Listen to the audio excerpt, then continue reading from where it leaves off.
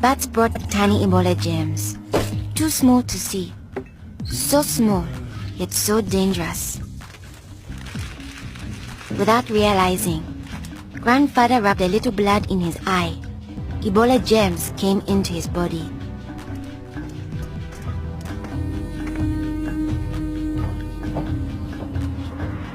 Days went by.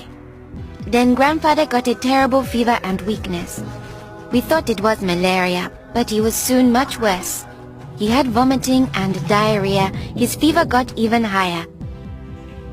I ran to get the nurse. But Grandfather had already died. I was heartbroken. The nurse thought it might be Ebola, a disease caught from bush meat, but which spreads from person to person. Others in our region had already died of this new disease. Unless we understood the disease and followed the rules, it could spread further and kill many more people. She explained that Ebola was in the body fluids of someone who was sick or had died of Ebola.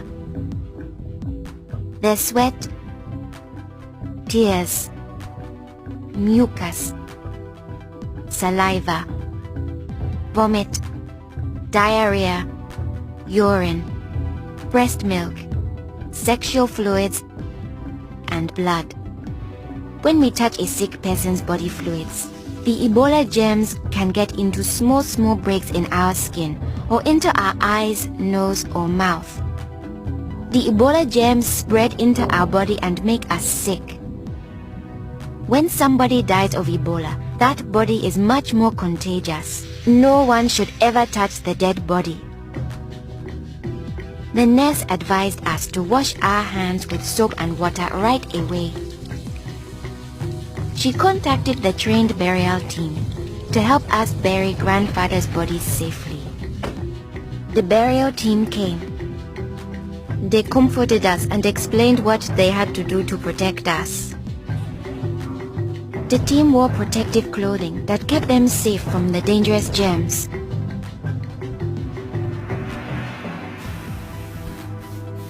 They sprayed Grandfather's room and his body with chlorine to destroy the Ebola germs. They put his body safely away in a bag. To prevent the spread of Ebola, no one could touch the body of anyone who had died with signs of the disease. They also burned his mattress, bedding, and clothes, anything that might have his germs. All these actions made us safer. It was too great a risk to follow all our traditions, but we still honored Grandfather in the time of Ebola. Our chief gathered all the villagers together after Grandfather's death. He explained that it's natural for us to fear Ebola, but if we trust in our health workers and follow their rules, we could stop the disease. The nurse explains to us, when a person has symptoms such as fever, don't touch them. Get them to the treatment center right away. They will have the best chance of surviving and they won't spread Ebola. She advised us to wash our hands with soap and water many times a day. The whole village agreed to follow these rules. Since we all had close contact with Grandfather, we were at risk of getting Ebola. We had to stay home.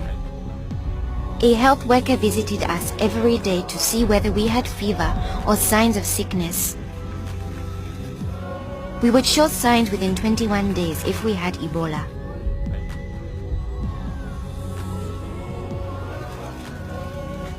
Many days passed, and I thought we would all stay healthy. But one morning, I found my mother burning with fever. I knew I couldn't touch her. She was now contagious. My father came in. He told me he was taking my mother away to our uncle's house in the nearby village. He was afraid to take her to the treatment center, afraid he'd never see her again. I knew I had to stop them. I was young, but I stood up to both of them. I told them if this could be Ebola, she must go to the treatment center right away. We needed to trust in our health workers to save her, save ourselves, and save our village. I saw in their faces that they understood. Running away would only lead to more death and suffering. My mother tested positive for Ebola. They found her a bed. At first, the health workers looked scary, but I knew they wore the suits to protect themselves. And inside, they were normal people like the nurse. They took good care of my mother. They gave her fluids, medicine and food, and helped her body stay strong to fight Ebola. I missed my mother very much, but I could still talk to her on the phone. Sadly, some people in my village didn't survive, but my mother got better day by day.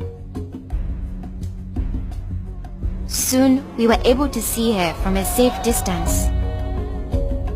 One day, the nurse announced that my mother would live. Now we were safe to hug and kiss her. It was a day to celebrate.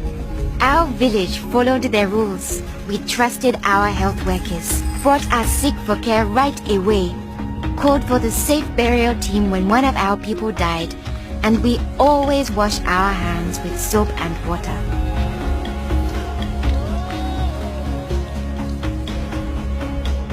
Our village survived Ebola.